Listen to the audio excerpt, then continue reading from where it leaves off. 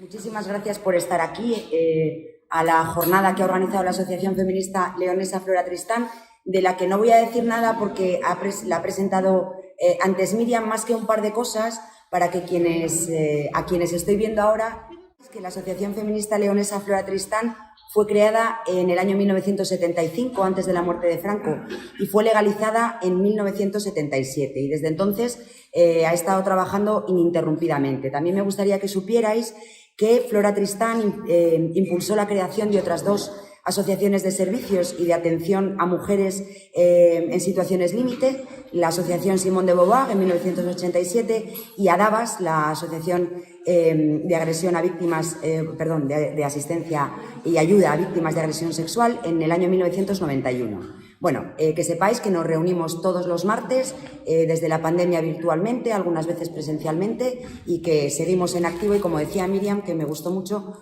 pues aquí hay mujeres de hasta 3 generaciones. Bueno, para presentar a Concha quisiera comenzar dedicando unas breves palabras a lo que representa el pensamiento ecofeminista, a la importancia del pensamiento ecofeminista.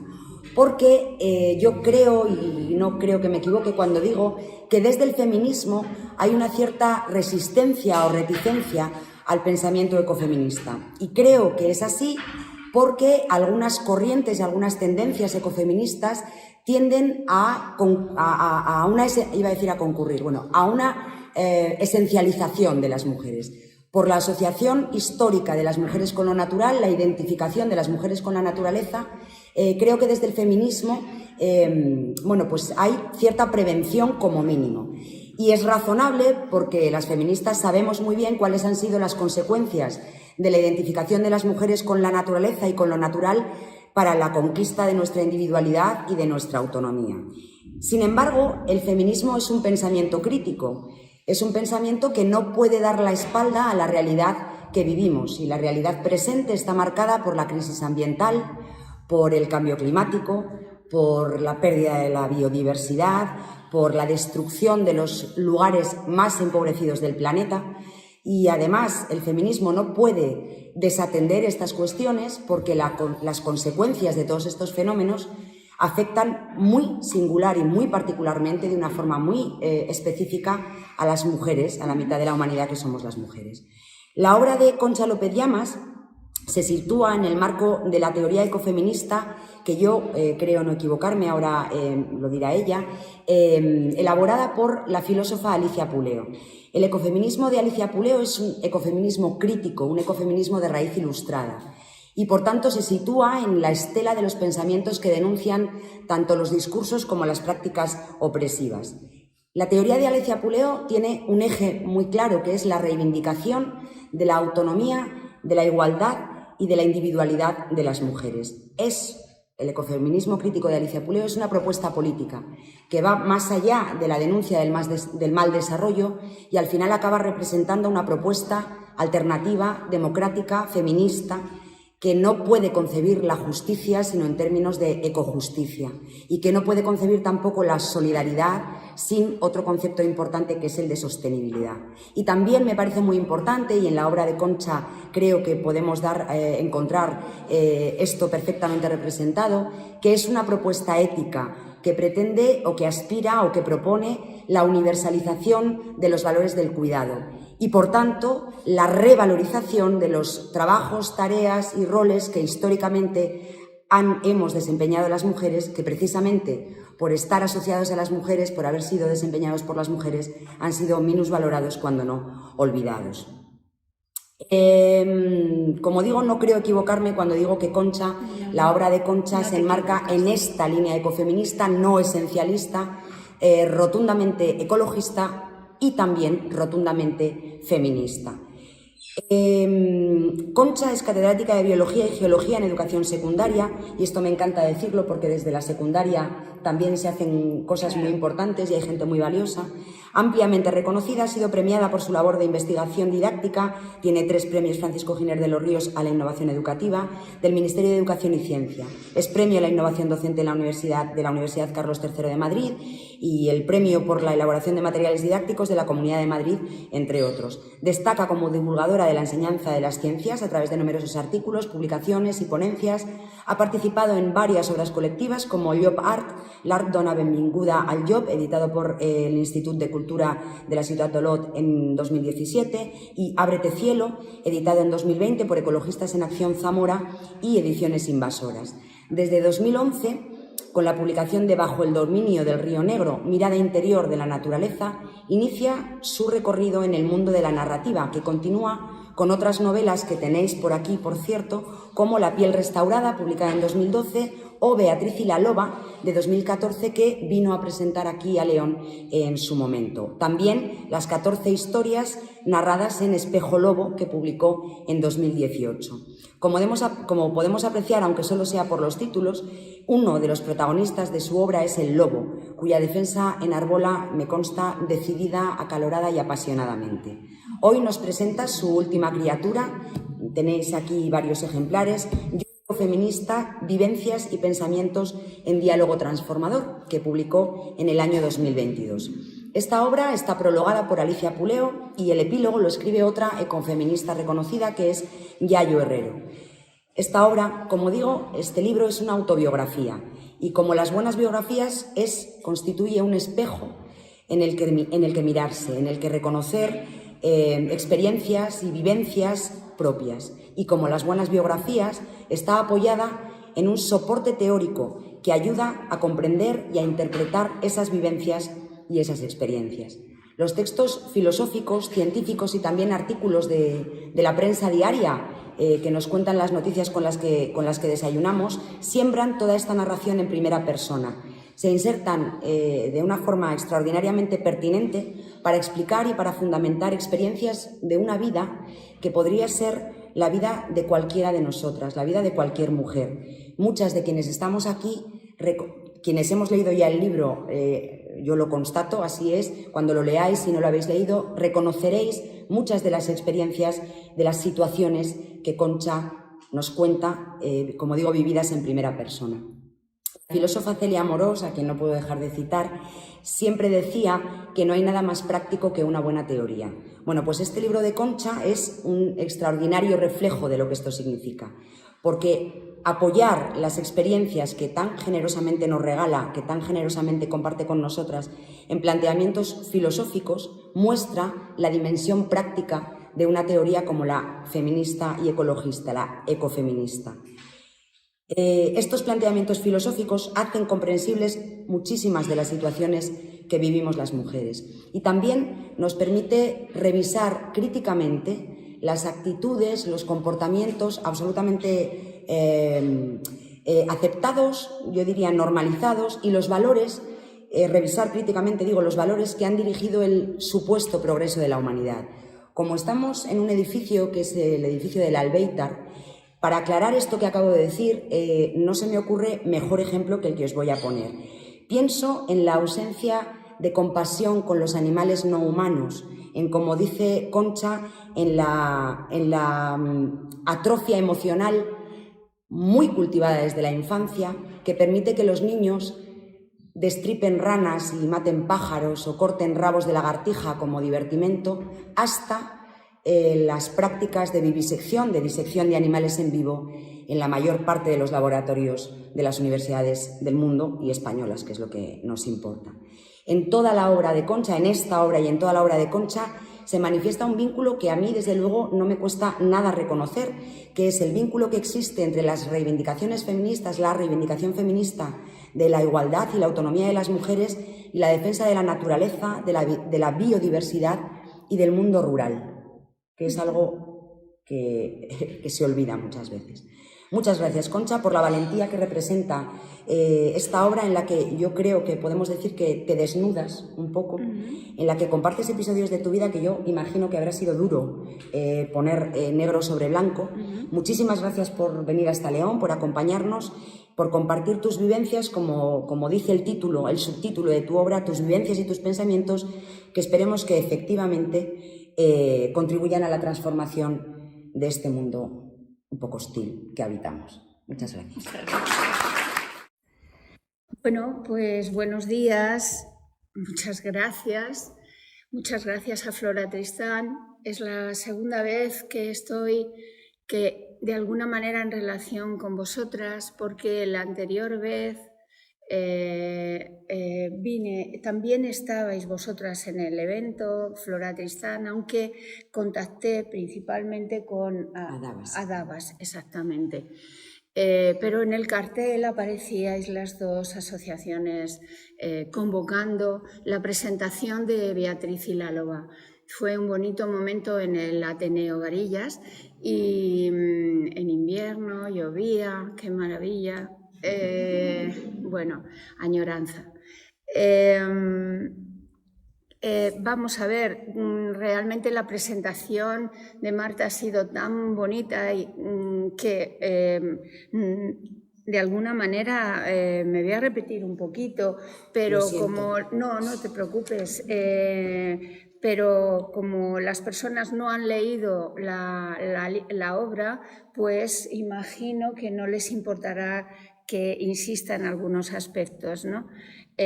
Para mí, como ya la conozco tanto, pues me he dado cuenta de que realmente estás en estas 3 carillas que traigo aquí como resumen.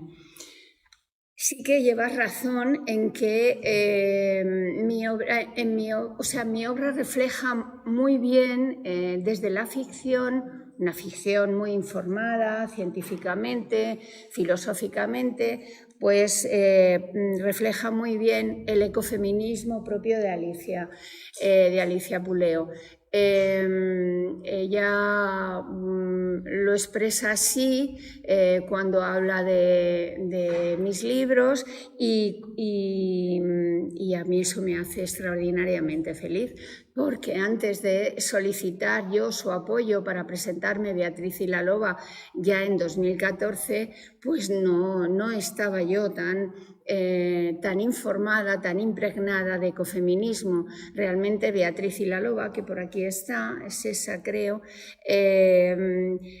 fue un libro escrito, como dice Yayo Herrero, desde las vísceras. Es un libro que yo intuía que respondía a una persona, yo, ecologista y feminista, ¿de acuerdo?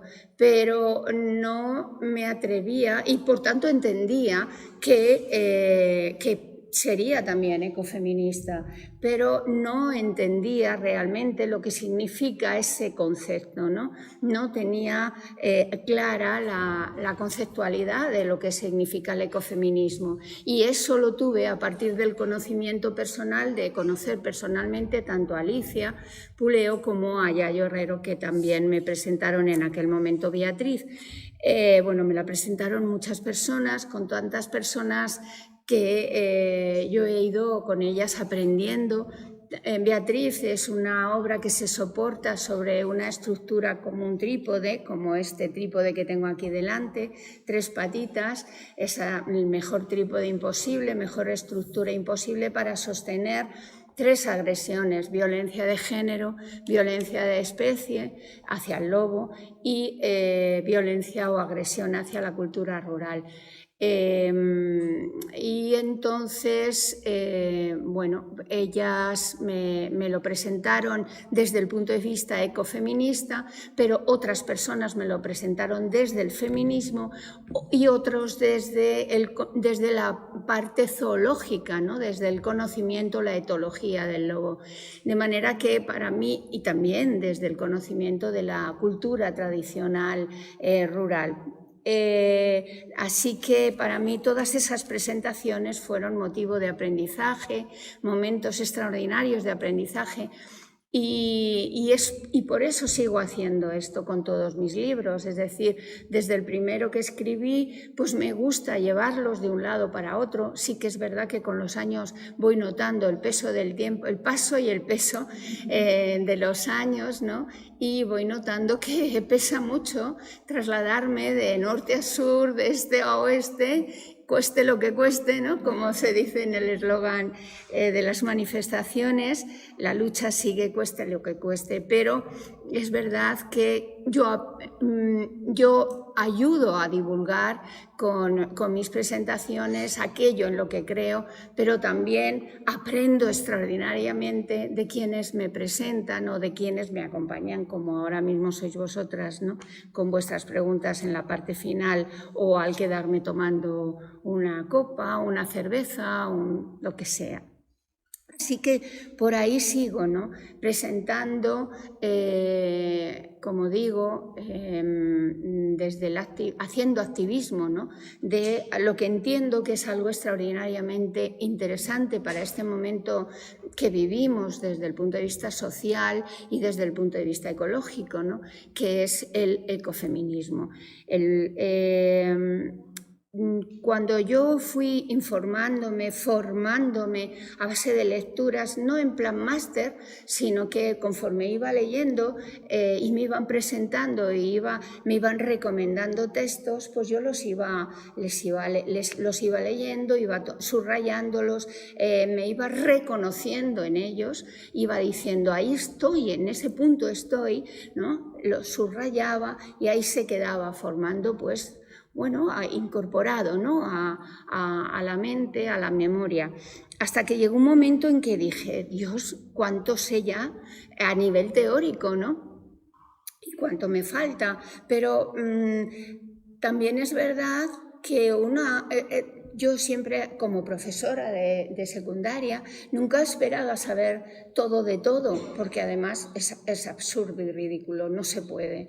Y entonces siempre me he metido en proyectos de gran envergadura, geología planetaria, cosas muy espectaculares, sin tener un conocimiento previo de ese proyecto, de ese contenido, ¿no? Sino que al mismo tiempo que se lo facilitaba al alumnado, yo me iba empapando en él, casi al mismo tiempo, muy poquito antes, ¿no? Un poquito antes yo que los alumnos y alumnas, pero muy poco, ¿no? Era algo muy a la vez. ¿Por qué? Porque eso me daba a mí un puntito de pasión en la enseñanza, en la didáctica, y una incertidumbre, ¿no? Que a la vez provocaba un estímulo de adrenalina, y eso se transmitía en el aula, ¿no?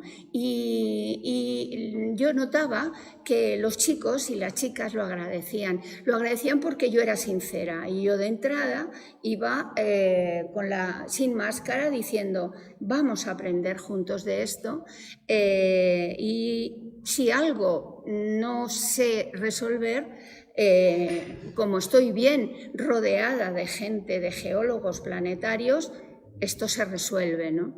Tarde o temprano. De manera que, y algo pasó con esto muy parecido, es decir, entendí que no tenía que esperar a seguir formándome y formándome para decir yo ecofeminista y escribir un libro que fuera a la vez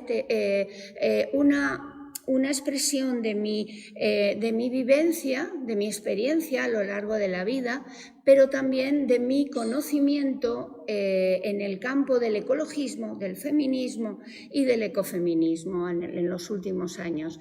Entendí que toda esa riqueza que a mí ya se estaba incorporando en mis neuronas, pues generosamente debía cederlas, debía pasarlas a otras personas para que cuanto antes entraran en contacto con algo que a mí me había estimulado, con algo que a mí me había resignificado. De manera que este fue el motivo por el que comencé a pensar en escribir Yo ecofeminista, que como veis en el subtítulo dice vivencias y pensamientos en diálogo transformador. Y siempre transformador, a día de hoy sigo transformándome conforme leo e incorporo nueva información, ¿no? Esto, como digo, nunca acaba o nunca debe acabar.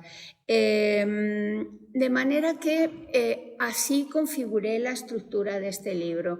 Digamos que es un libro, como dice, por ejemplo, Alicia Puleo, intertextual, porque hay dos tipos de texto. Un texto que es el mío, el novelístico, el autobiográfico, donde cuento lo que a mí me ha pasado, desde el punto de vista ecologista, feminista o ecofeminista, ¿no? Entonces cuento, ese es un tipo de texto, va con una letra, un tipo de letra en el libro, pero a esos textos adjunto o intercalo textos filosóficos, textos científicos, textos de cualquier ámbito del mundo de la cultura, en los que yo, como digo, me he reconocido y con los que yo me he resignificado y que entiendo, por tanto, que son valiosos porque quizás me equivoque, pero en muchos casos no. La persona que lo pueda leer se puede reconocer en mí, no al 100%, lógicamente no somos clónicos ni clónicas, pero se va a reconocer por tramos en mí y le va a poder ser útil y leer esos textos que yo incorporo ya a otro nivel de abstracción donde esa persona puede dar un salto. ¿Qué salto? Pues un salto que yo considero de gran valor, que es el salto de lo concreto a lo abstracto, de lo particular a lo general, universal, de los sentimientos, en definitiva, a la conceptualización. Ese salto entiendo que es muy gordo y que hay veces que no somos capaces de darlo leyendo sin más un libro de ensayo. No todo el mundo se compra libros de ensayo porque entiende que no va a tener a lo mejor capacidad para entenderlo, para seguirlo, para desmenuzarlo.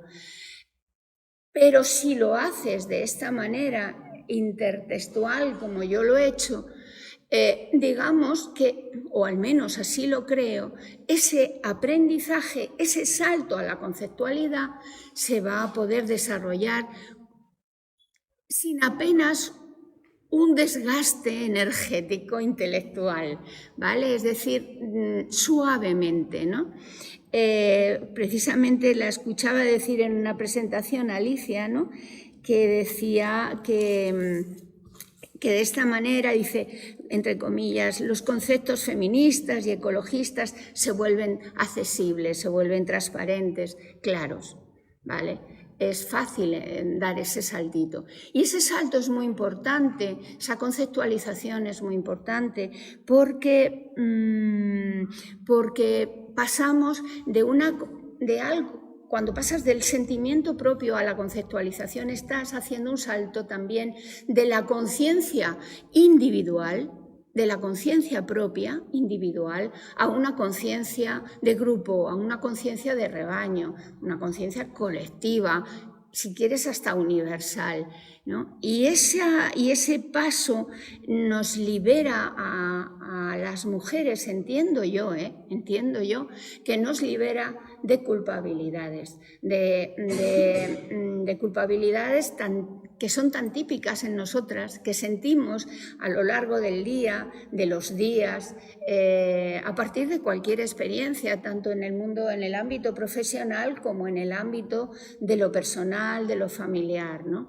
Y que cuando das el salto a la conceptualización, a la globalización en este caso, te das cuenta de que no es algo propio, que lo que ha ocurrido le ocurre a muchas más mujeres, a gran parte de las mujeres, y eso tiene arreglo si si comunicas, compartes con ellas y dialogas o te asocias, ¿vale? Y es el paso previo a la politización, ¿no? A la politización que intente resolver lo que te está ocurriendo y que creías que era algo propio de tu parcelita, ¿no? Esa es la clave de este libro que tú, Marta, lo has expuesto, pero bueno, quería yo incidir sobre ello porque para mí ha sido el gran motor. Yo soy profesora de toda la vida hasta que, bueno, una parte de mi cuerpo impidió que siguiera siéndolo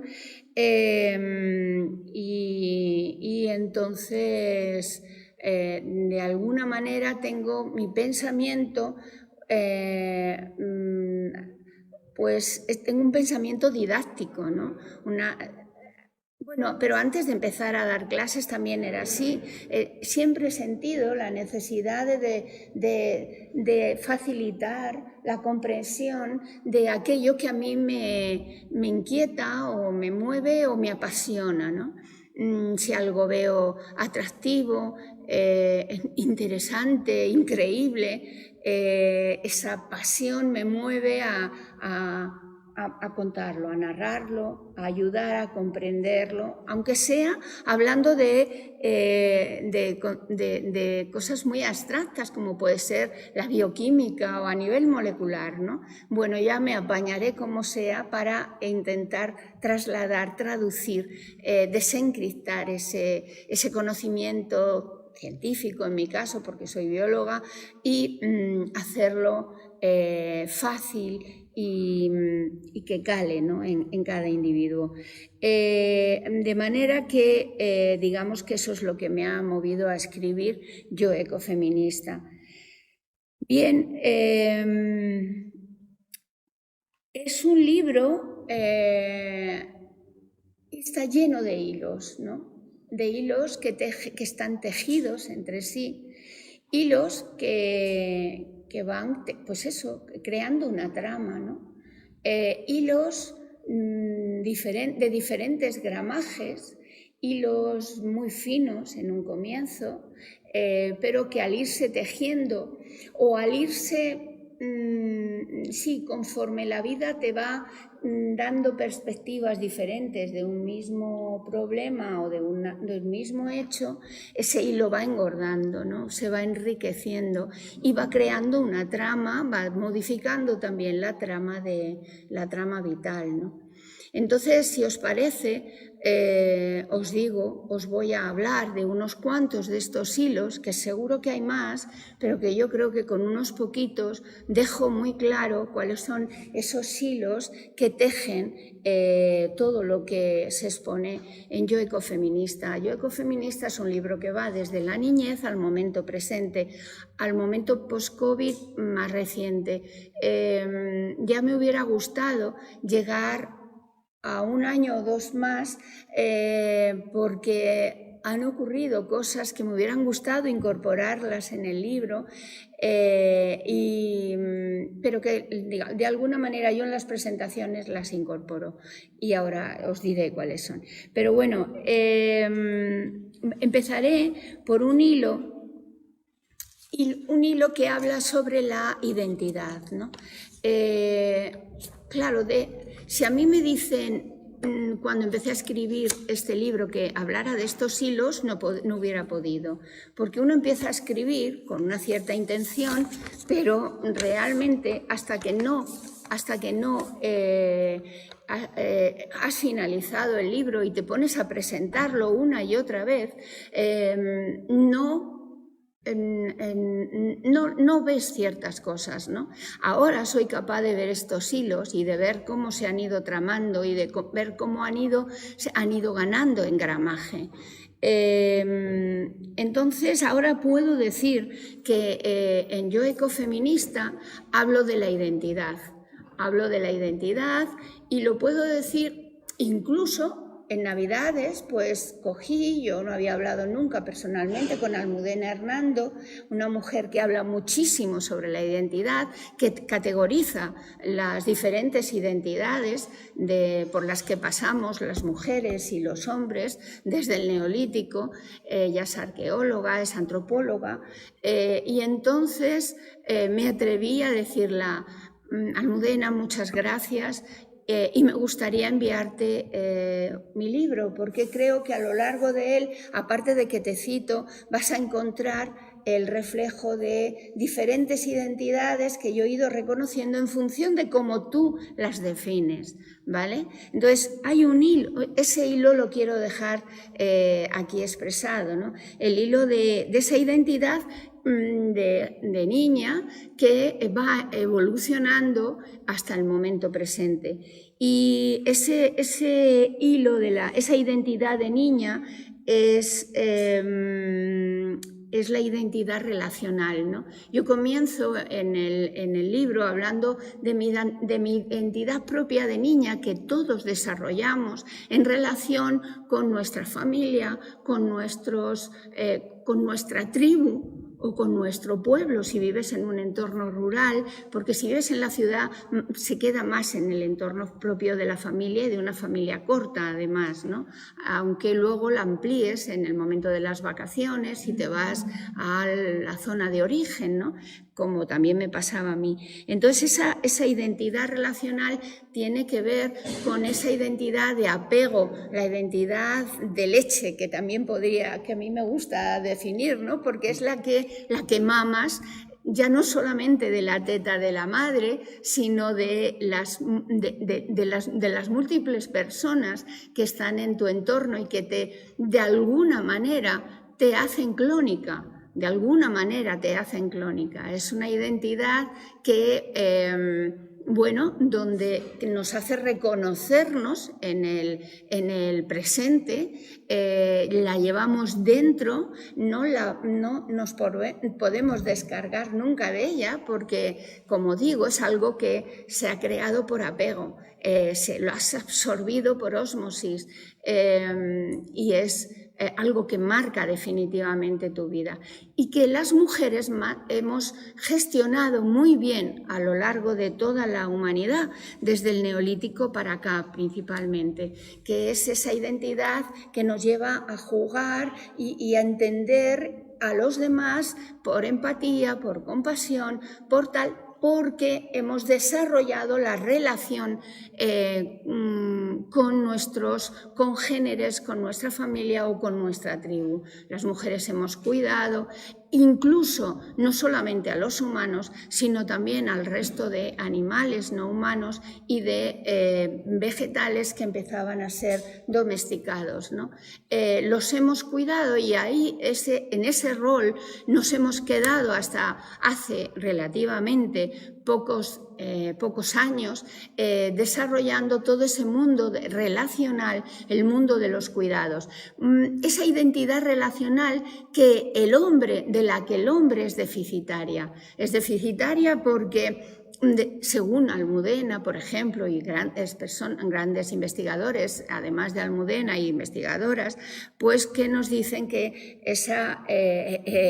ya desde el Neolítico todo ese recurso acumulado por la crianza, por la cría, por la domesticación tanto de animales como de vegetales, creaba un excedente y ese excedente había que llevarlo a otros lugares, ¿no? Para que no se perdiera. Eso creó el primer mercado, ¿no? El primer tránsito, y esa parte ya no la desarrollábamos nosotras. O sea, han sido los hombres los que han desarrollado esa parte, esa movilidad que les daba esa individualidad y les trasladaba, les creaba una identidad más individualizada como así se llama ese libro tan famoso de ella, ¿no? La fantasía de la individualidad, frente a nuestra identidad relacional, que era extraordinariamente potente.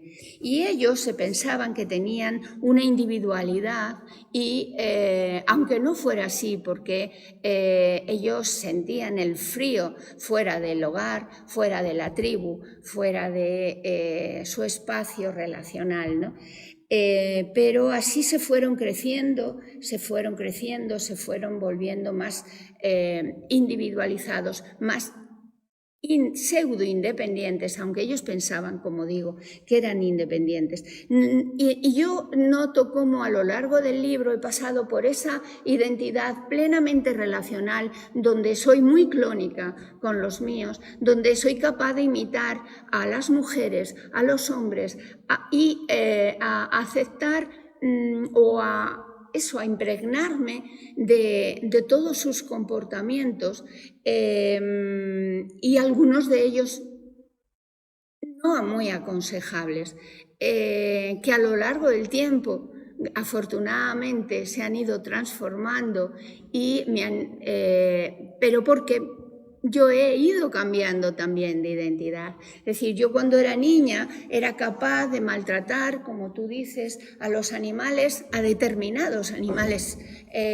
no a todos. Al perro siempre, yo siempre con el perro he hecho una excepción, pero como cualquier niño, porque los perros estaban muy pegados a cualquier niña, ¿no? Estaban muy pegados a nosotros, eran los más respetados, aunque les dieran solo un trozo de pan, pero es que tampoco ellos comían demasiado mal, mis familiares, o sea que un trozo de pan, un trozo de tocino, ¿no? Porque la chicha era para los días de fiesta, con lo cual...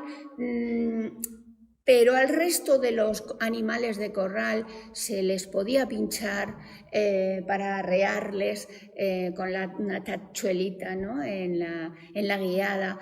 Se les podía dar en el hocico a los cerdos que estaban encerrados en pocilgas de unos poquitos metros y sin luz, y que solamente asomaban el hocico en la cortea, cuando se levantaba la puertecilla por donde se les echaba la comida, la pila de la comida de piedra, y para que no echas fuera la comida les dabas con la vara en el hocico, y solo a lo mejor una vez al año salían al corral mientras le limpiaban la cortea de todos sus excrementos, ¿no? Y el día de la matanza.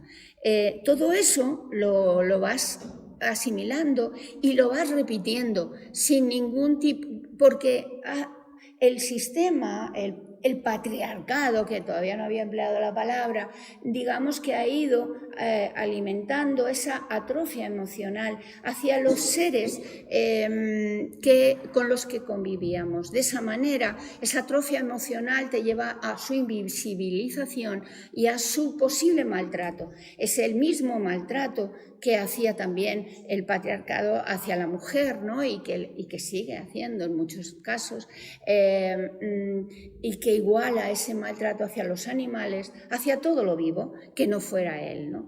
Incluso hacia lo que no fuera blanco y heterosexual, ¿no? Porque también hay maltrato hacia razas distintas. Bueno, lo de raza ahora se está tomando así con pinzas, el concepto, etcétera, etcétera. Bien, luego yo soy una imitadora, una clónica, y por tanto ahí mi identidad relacional me limita y me obliga a tener una determinada conducta. Pero es verdad que se puede salir de ahí. Es decir, esa identidad yo la rompo en un momento en la adolescencia que para mí es extraordinariamente importante y que ya lo he conceptualizado con el nombre de línea verde, ¿no? Cuando transito o transgredo esa línea verde. Esa línea verde es una chorrada, pero es para mí muy importante porque es la línea en el pequeño horizonte que separaba el campo doméstico, el campo cultivado, con trigo, con garbanzos, con vega, con lo que fuera, del monte. del robledal, ¿no? En mi caso de la carballeda, ¿no? Que es uno de mis tótems, de mis soportes vitales. Siempre llevo mi hoja de carballo, al igual que el lobo o al igual que el río negro, ¿no? Pues como digo, ese momento en que yo me escapo de casa con 14, 15 años a la hora de la siesta y digo que me voy al garaje, a la parte de atrás, que teníamos un espacio libre, sin techo y que me iba a tomar el sol, bueno, pues me escapo. Y a la hora de la siesta, cuando todo el mundo intenta estar ahí medio adormilado para aguantar el calor y no meterse todavía en las trillas y tal de cereal, pues traspaso esa línea verde y me adentro a solas en ese espacio silvestre, en ese espacio donde habita lo prohibido para mí, porque era una niña de ciudad con familia rural, ¿no? Pero también para otras mujeres, porque las mujeres iban solas al campo, sí, pero con burro, con perro, pero lo que es sola, o sea, el ser que iba solo realmente al monte, con un arma, por ejemplo, metido dentro de la chaqueta para que nadie para que no se viera, ¿no? Porque era el hombre, ¿no? Que iba a lo mejor a la caza de algo silvestre, pero a escondidas, porque no se podía, en principio, matar, cazar sin permiso, ¿no? Y era la única manera que tenían en aquel momento de obtener carne o proteína animal sin tener que matar el pollo o que le ponía la polla que ponía los huevos o la gallina que criaba, que ponía... la gallina que ponía los huevos o el corderito que a lo mejor si conseguían 2 o 3 al año, las mejores familias pues los vendían y obtenían ahí, porque realmente eran familias de subsistencia, ¿no? Vivían de manera pues con precariedad, ¿no? De manera que, y para mí eso es esencial, porque esa transgresión me da una individualidad, esa individualidad de la que el hombre siempre ha presumido, esa movilidad que ha ayudado a adquirir esa individualidad, ¿no? Y a mí el estar a solas en ese espacio, un espacio prohibido porque, entre otras cosas, allí estaba el lobo. ¿Pero qué lobo? ¿Pero qué lobo? Había 2 lobos, 2 tipos de lobos. El lobo de 4 patas, al que todo el mundo temía, pero además tenía la imagen de maligno porque la Iglesia así se lo había otorgado, ¿no? Como representatividad del maligno, representación del maligno, pero además estaba el lobo de 2 patas, que te podía violar, con el que te atemorizaba la familia o los propios hombres o chicos del pueblo, amigos, ¿no? Que te lo decían cuando a lo mejor se estaba anunciando a sí mismo, ¿no? Cuidado con el lobo de 2 patas, cuando a lo mejor estaba diciendo cuidado conmigo si te encuentro por ahí. De manera que esa transgresión para mí fue extraordinariamente vital. Era como, y era la primera vez o las primeras veces en las que yo me relaciono con el resto de las especies. Para mí eso fue extraordinariamente importante porque me invitó a comunicarme, a buscarme maneras de no estar sola, de entrar en relación interespecífica con otros seres. Esto lo narro también en Bajo el dominio del Río Negro, y a esto la invito a Beatriz, en Beatriz y la loba, invito a Beatriz a salir al monte para superar la violencia de género, ¿no? Para empoderarse, para sentirse con esa fuerza que a las mujeres de alguna manera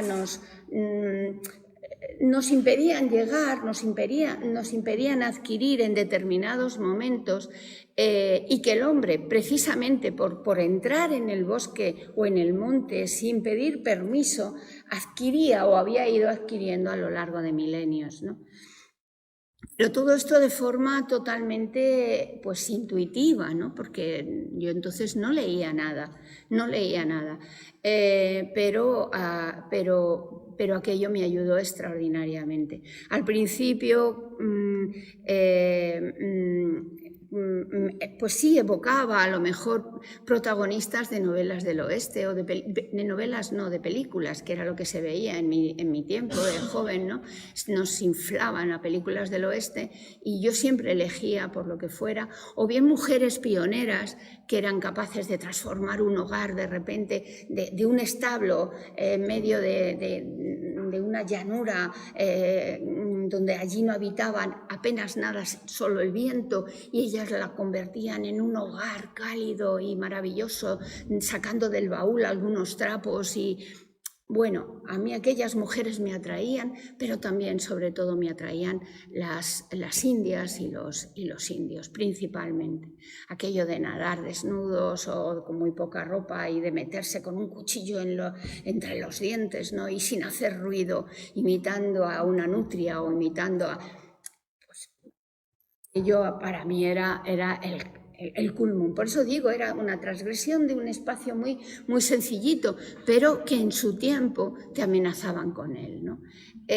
Para mí aquello, como digo, fue conseguir una identificación con otras especies, buscar sus estrategias de supervivencia, de cómo luchaban contra el miedo, porque cuando entro en biológicas ya entiendo que los pinchos de las plantas es miedo, es el miedo a que las coman, ¿no?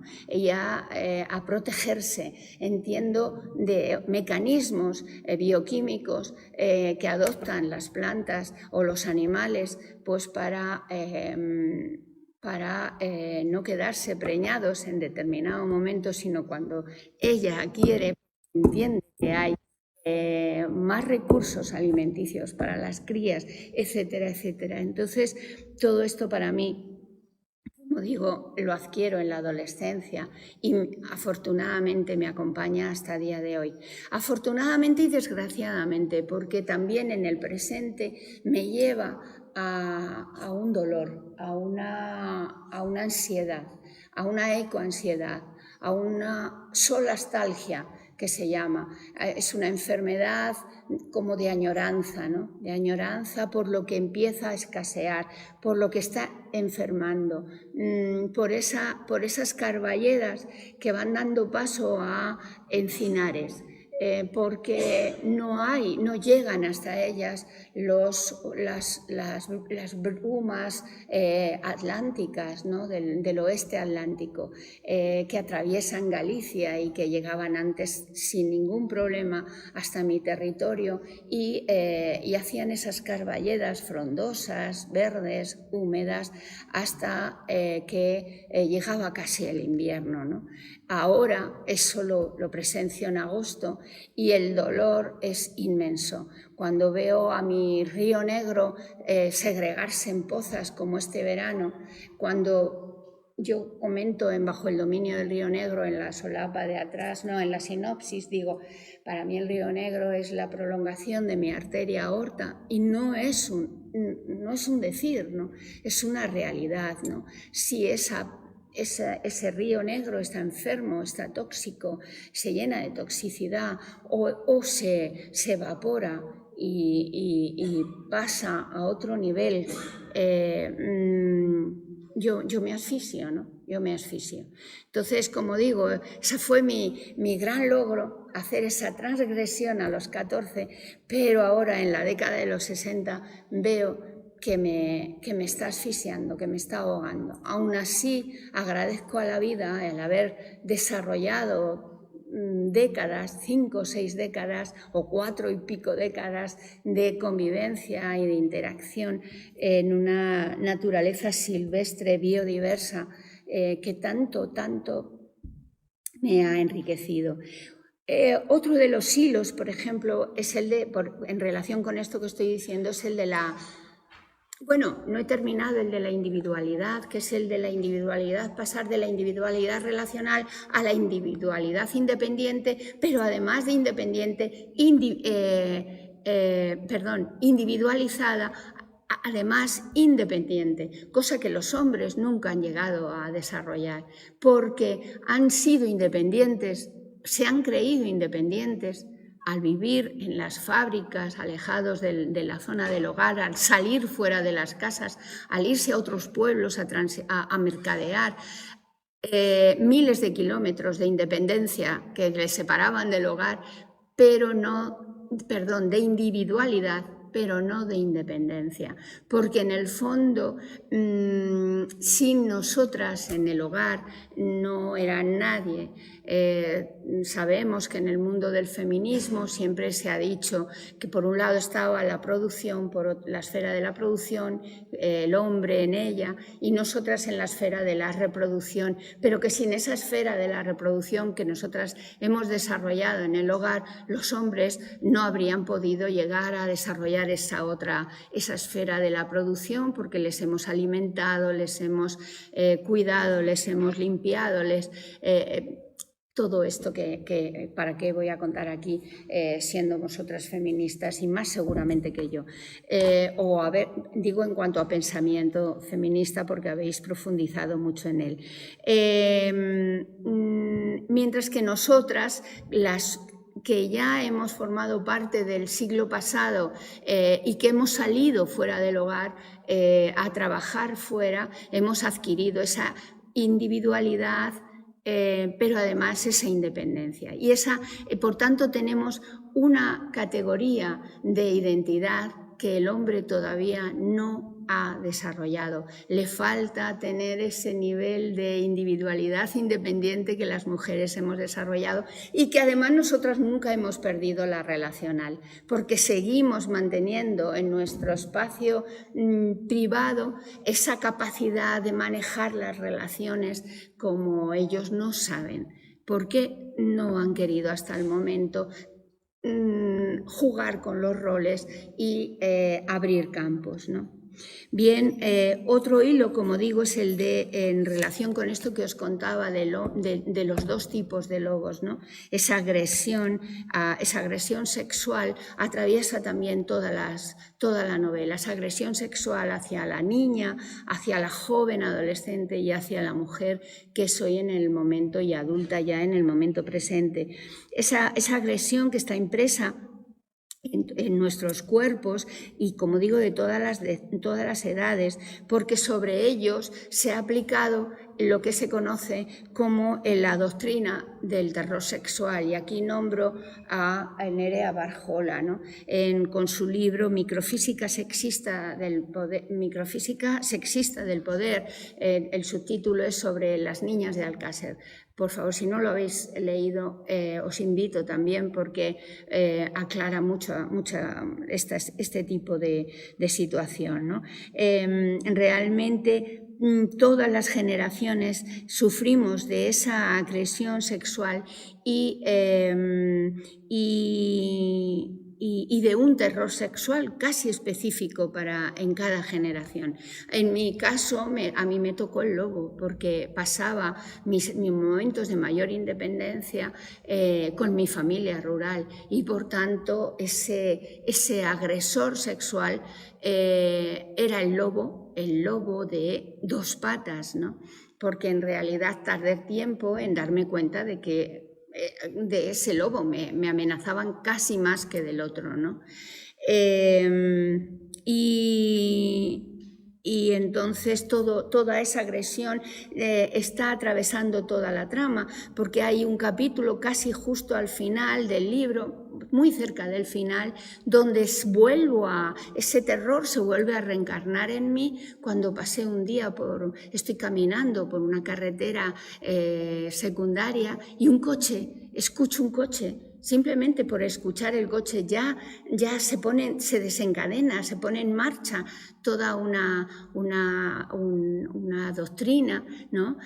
Unos miedos y unas estrategias que tú has generado a lo largo de tu vida para defenderte por si acaso alguien te quisiera violar, ¿no?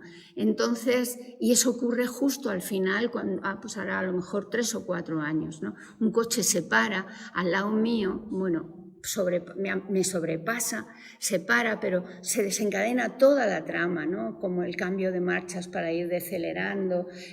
No te das cuenta de que ya estás en los 60, no piensas que a lo mejor no tienes por qué ser atractiva sexualmente para nadie, pero que a lo mejor sí, porque hay casos para todo y gustos y cuerpos para todos los deseos y para todas las aberraciones, ¿no?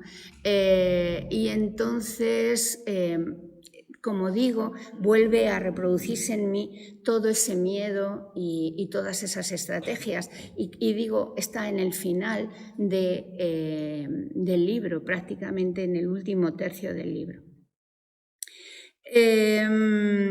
Hay otro tipo de hilo, que es el libro que también de alguna manera lo he nombrado ya, que es el dedicado a los animales, a las otras especies, ¿no? Y que, como digo, pone de manifiesto esa anestesia emocional, esa atrofia emocional que yo tenía en el principio de mis tiempos y que ahora, sin embargo, bueno, pues soy vegana.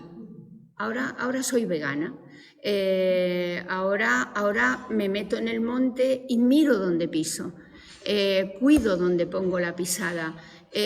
No me sirve ya pisar de cualquier manera, ni a cualquier velocidad. Si en algún sitio rebajo la velocidad, es en el monte, para elegir dónde piso. Cualquier especie me parece vulnerable, cualquier especie me parece digna de ser respetada y de, por tanto, cuidar mi pisada, ¿no? Cuidar el lugar donde pongo mi pie. Porque tengo ya otra conciencia, soy consciente de la sintiencia, del valor, de la capacidad de sintiencia de otros animales, de la capacidad de sintiencia de vegetales que hasta hace muy poco desconocía. Y que ahora la ciencia nos va aportando gran información sobre ella, y que voy teniendo conciencia de la conciencia animal, por ejemplo, ¿no? De la conciencia que tienen los propios animales y de lo que se habla, por ejemplo, pues o que se declara a nivel científico en Cambridge, ¿no? Hablan se reúnen científicos del mundo para hablar sobre la conciencia animal, ¿no? De todo esto ahora sé, de todo esto ahora soy consciente, y como digo, comencé maltratando, siguiendo normativa patriarcal en la universidad sin miramiento. Era capaz de meter tritones en alcohol directamente porque había que entregar un bichario para que te pusieran como mínimo el aprobado en la facultad, ¿no? En las materias de zoología, o de rociar incesantemente a insectos picados sobre poliespan con esos alfileres que les atravesaban el tórax y que rociabas incesantemente porque pataleaban continuamente durante tiempo y tiempo hasta que perdían totalmente la sensitividad, ¿no? Todo eso lo he hecho yo, he abierto ratones, he abierto ranas sin miramiento alguno, y a lo mejor simplemente para observar cómo laten sus corazones, como si no pudiéramos verlo de otra forma. Quiero decir, pero es que así me enseñaban, ese era el patrón, y yo lo que hacía era seguir patrones, me iba convirtiéndome en un ser clónico del sistema en el que vivía, ¿no? Y bueno, afortunadamente a lo largo de la vida he experimentado momentos de esto. Es que a veces es esto, a veces es para que algo se despierte en ti, es darle a un botón de la luz, ¿no? Es como un clic-clac. Oyes llorar a tu nieta, a tu hija, chiquitita, con tus padres, tú a gusto en casa, tal, disfrutando, y dejas de escuchar el balido de un cordero que has estado oyéndole todos los días, hasta un día de Sábado Santo, donde ya no le oyes. Entonces, en el corral de al lado. Entonces, de repente, te das cuenta de que es que ese cordero matado porque al día siguiente se ha acabado ese día acaba la vigilia y al día siguiente ya aparece con el día de la Pascua, de la resurrección, ya la gente come, lo celebra con la comida del cordero. Y luego por la noche o al atardecer escuchas el balido constante, la llamada constante de la madre que llega, porque ya ese día la han echado al ganado, y llega y no lo encuentra, no le encuentra, ¿no? Y tú estás feliz con tu hija riéndose con los abuelos, comiendo torrijas, y entonces, clac, clac, ahí se produce un quiebro, una quiebra, se rompe esa atrofia emocional. Esa atrofia emocional que me había hecho comer cordero, riquísimo, sigo recordando el sabor del cordero y la médula ósea de esas chuletitas, lo sigo recordando perfectamente. No dejo de reconocer y de recordar el sabor de la carne, ni siquiera de la carne de pollo, ni de la carne de ternera, que yo era cárnica y que me encantaba la carne. ¿Vale? Además siempre he luchado contra los kilos, entonces la proteína animal a la plancha me proporcionaba era un recurso muy útil para mí. Bueno, todo eso se ha ido tamizando, se ha ido currando, lo he ido elaborando, he ido comprendiendo y añadiendo criterios que me dicen conciencia animalista, ética animalista, pero también ética ecológica, porque de seguir comiendo como comemos carne, no hay territorio para tantos miles de millones de personas en el mundo. Por tanto, hay que ahorrar energía. El sistema Tierra, a ese Gaia gigantesco, hay que ahorrar energía. Entonces lo estudio también desde ese punto de vista energético de la pirámide, ¿no? De ver cómo si te alimentas de la base tienes más cantidad de energía que si te alimentas de ese ápice como carnívora, ¿no? De esos otros animales que están por debajo de ti. Es decir, hay toda un ir enriqueciéndote, tanto científica como éticamente, se van desvelando capas de ti, vas abriendo espacios en tu mente y te vas resignificando, ¿de acuerdo? Bueno, ese es otro de los grandes hilos que atraviesa este libro, ¿no? Otro hilo muy importante es el hilo del modelo por el que funciona la sociedad patriarcal, ¿no? Seguimos bajo el modelo de la depredación, en relación con lo que acabo también de contar, ¿no? Seguimos con el modelo de somos seres depredadores, somos seres situados en el ápice y por tanto funciona el modelo de la ley de la jungla, de la ley del más fuerte. Sigue funcionando ese modelo que cogió el proceso, el modelo, la teoría de Darwin, al parecer un alemán por allá por 1870, Herbert Spencer,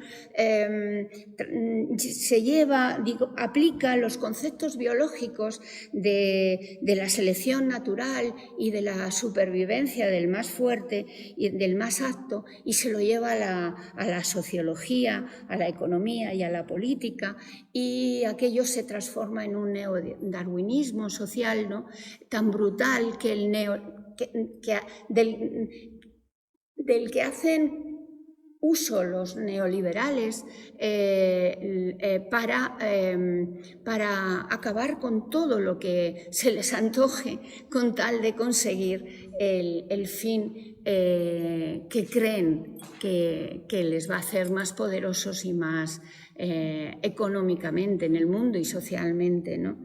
Entonces, ese es un hilo que atraviesa todo el libro.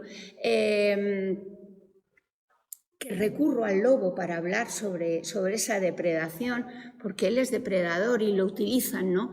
Se utiliza mucho el lobo en el neodarwinismo social, ¿no? Cuando el lobo es un depredador que lo que hace es utilizarlo para comer, pero no podemos utilizar al lobo como prototipo de esa depredación social, porque el lobo es el mejor gestor que se conoce. Cuando el lobo es el depredador apical, es el mejor gestor de los bosques que se conoce. No hay especie que mejor gestione un ecosistema que el lobo, en nuestro caso, ¿no?, en nuestros territorios, en el territorio ibérico estoy hablando, ¿no? Por tanto, y entonces busco otros modelos de vivir, ¿no?, otros modelos de gestionar la vida, y me quedo con la simbiosis, de la que nos habla, pues, por ejemplo, Lynn Margulis. Vamos a poner a otra mujer, ¿no?, a una mujer científica del siglo XX que entiende y nos lanza la teoría de la endosimbiogenesis y que nos dice que somos un alobionte, un ser formado pluricelular, y que cada una de nuestras células es un ejemplo práctico de simbiosis, porque nuestros orgánulos, las mitocondrias, eran en un primer momento, 1.000 millones de años atrás, eran bacterias que entraron a coexistir por fagocitosis, también es verdad, es decir, fueron depredadas, y muchas de ellas murieron fruto de esa fagocitosis, producto de esa interacción metabólica entre el que la engloba y ella, y la bacteria, pero muchas otras no quedaron ahí y fueron adaptándose a vivir, a coexistir, a cooperar con esa célula que la había englobado, ¿no? Y esa simbiosis nos evitó morir también en momentos donde la atmósfera era una atmósfera empobrecida en oxígeno, y nos ayudó a metabolizar y a producir oxígeno, porque en realidad las mitocondrias es lo que hacen, ¿no? Son las fábricas productoras, las fábricas a base de metabolizar compuestos, alimentos y demás, ¿no? Y darnos calor, proporcionarnos la energía que tenemos para desarrollar la vida. Pues bien, somos un compendio de simbiosis, somos un cuerpo ilustrado de simbiosis, ¿no? La simbiosis en el mundo terrestre pesa más si lo pesamos en kilos, pesa más la parte simbiótica que la parte depredadora, mucho más. Lo que ocurre es que hay mucha simbiosis a nivel microscópico y entonces como creemos que si solo los grandes somos los importantes, pues entonces nos fijamos y no nos damos cuenta de cómo ese grande, ese elefante enorme, esa elefanta enorme, o ese gran león, o ese gran lobo, o esa gran persona, está conformada de múltiples, de millones de simbiosis endocelulares. De manera que, como digo, y que por tanto, de esto habla Lynn Margulis a nivel científico, pero de esto habla Kropotkin, de esto habla Araujo o habla Richman, y escribe en sus últimos libros hablando de, por ejemplo, de simbiogénesis, como es el último libro de Jorge Richman. Y creo que si fuéramos por ahí, pues todo cambiaría, porque la vida sería mucho más amable, a base de cooperar, a base de organizarse entre especies, y eso nos llevaría, como digo, no nos llevaría al colapso que nos ha llevado, ¿no?, a la crisis de especie que tenemos, que nos ha conducido a ponernos en riesgo de extinción, y que toda especie se extingue, por otro lado, pero no tan rápido como posiblemente nos podamos extinguir nosotros, ¿no? Como digo, por tanto, es muy importante en este libro ver cómo el hilo del modelo en el que tenemos que apoyarnos se tiene que transformar a nivel, porque la ciencia y la filosofía nos invitan a ello, ¿no? Y el patriarcado no le ha dado la gana. RQR, dictador, dominador, etcétera, etcétera. Bien, otro de los grandes hilos es el de... a ver, espera. No, quiero nombrar... Sí, para ir cerrando, ¿no? Un hilo que muestra el tránsito que se puede hacer en una única vida, ¿no? Yo me considero ya una mujer mayor, adulta, sexagenaria, y he vivido, he podido disfrutar de una cultura tradicional, rural, muy neolítica, muy neolítica, muy de finales del neolítico, si queremos, en mi pueblo, con mi familia, ¿vale? Y ahora mismo sigo viviendo todavía, y me permite la vida contemplar una cultura alejadísima de esa cultura rural tradicional y vivir dentro de un espacio que se puede llamar de alta energía, ¿no? O sea, he vivido de pequeña una cultura donde la energía era una energía, era la propia, vivir de tu propia energía, de la energía potencial que tenía que le proporcionabas al cuerpo a través de los alimentos que recibías, que se transformaba en cinética cavando la tierra, que se apoyaba en otra energía que era la de los animales para acarrear productos, pero no mucho más, y además se apoyaba siempre era una energía de apoyo. He vivido ese apoyo mutuo. No puedo decir que el apoyo mutuo con animales, porque a esos animales se les instrumentalizaba, utilizaba, y se les machacaba, ¿vale? Les golpeabas para que siguieran haciendo lo que tú querías. Pero sí, entre personas había un apoyo mutuo, ¿no? Mujeres que no tenían leche y habían parido, y su hijo o su hija era criada por la otra mujer del pueblo que hubiera parido un poquito antes y que tuviera abundante leche y pudiera criar a la suya y al de la vecina, ¿no? Y se convertían en hermanos de leche. Lo he vivido y me lo han contado personas que han sido criadas de esa manera. He vivido y he acompañado a mis familiares a arreglar un camino para que transitara mejor el carro, para acarrear ramaje de roble o para biomasa, en definitiva, para el hogar.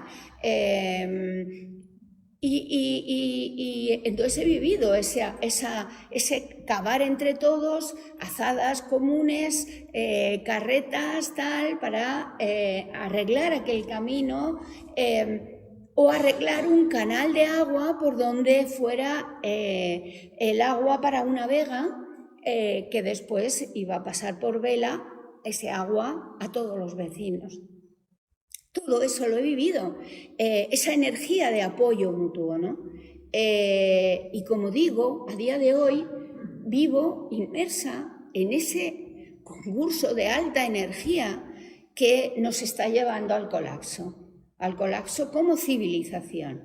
O sea, más allá no podemos seguir. Aquí cito a Mediavilla, Margarita, es del CSIC, física del CSIC, y me encantó cómo, y lo pongo en el libro, ¿no? Dice, porque ella, o sea, yo cuando habló, ella hablaba de los moais. Los moais son estas estatuas de piedra de la isla de Pascua, estatuas que se construían que se construyeron cuando aquella civilización potente estaba en crisis, estaba a punto de extinguirse como civilización porque habían agotado los recursos para alimentarse. Y entonces ella, y esos moais cada vez los hacían más grandes, más altos, para pedir el perdón y el apoyo de los dioses, y no acabar como civilización, exterminándose, ¿no?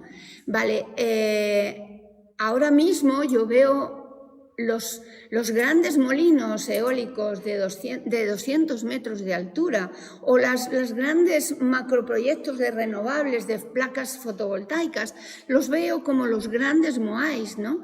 Que lo que hacen, al contrario de lo que se piensa, es acelerar el final, es acelerar ese patrón pernicioso, ¿no? Como dice ella, ¿no? Que conduce a ese colapso total. Y es esa en la sociedad en la que ahora mismo estamos, como no queremos decrecer energéticamente, produzcamos más energía, con más macrorenovables. Claro, la gente de los territorios rurales se vuelve tarumba porque no entienden, dicen, pero ¿no estáis queriendo siempre las renovables? Por favor, mira, ¿ves cómo? A ver, vamos a intentar explicarnos. Claro que sí, pero no así. Pero claro, no terminan de entender ese juego de palabras, ¿no? Pero si son fotovoltaicas, si son placas, pero ¿no ves que te están quitando el territorio para sembrar? ¿No ves que estamos en un momento de crisis, de civilización?